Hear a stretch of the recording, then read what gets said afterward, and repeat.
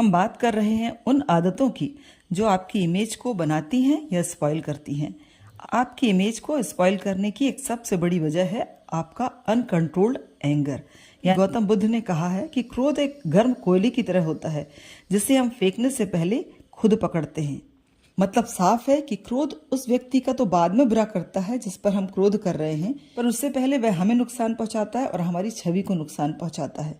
और क्षणिक क्रोध के भी हमें दूरगामी परिणाम झेलने पड़ते हैं, क्योंकि हमारा क्रोध कई तरह से हमारी इमेज को प्रभावित करता है। हमारा एग्रेसिव नेचर हमारे व्यवहार को असंयमित कर देता है, जिससे लोग हमारी एक नेगेटिव इमेज ही बना लेते हैं। क्रोध हमारी विवेक बुद्धि को क्षण भर के लिए नष्ट कर देता है।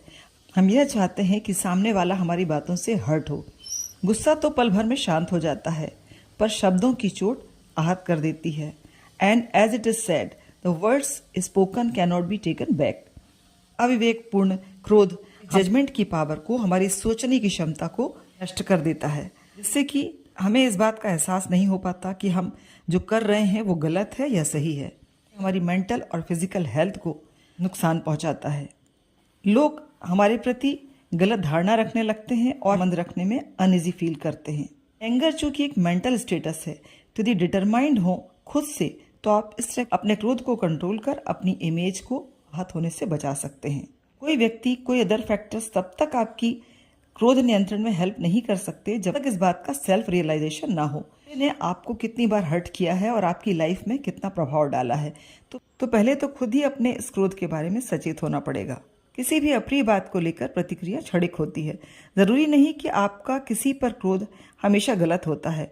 कभी कभी लोगों की अप्रिय बातें, व्यवहार, विश्वासघात और रिएक्शन के अलग तरीके अपनाए जा सकते हैं।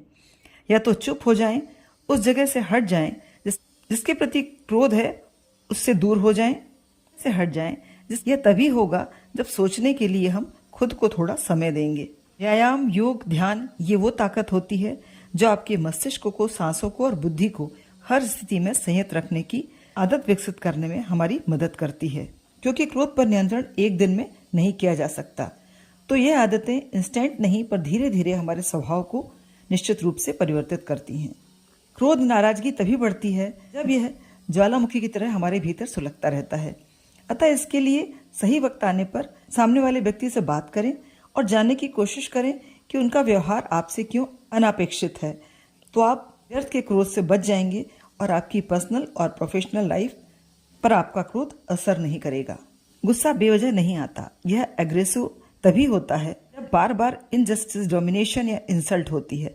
तो ऐसे लोगों से, ऐसी स्थितियों से या ऐसी जगह से जहां आप अनकंफर्टेबल हैं, वहां से दूर होने की कोशिश करें, क्योंकि कभी कभी बेवजह नाराजगी का कारण ऐसी स्थितियां होती हैं, कुछ ऐसे लोग होते हैं जो कि हमारा मेंटल स्टेटस अपसेट कर देते हैं और हम हमेशा ही क्रोधपूर्वक रिएक्ट करने लगते हैं। लोगों को माफ कर देना आसान नहीं होता, पर इसकी कोशिश की जा सकती है।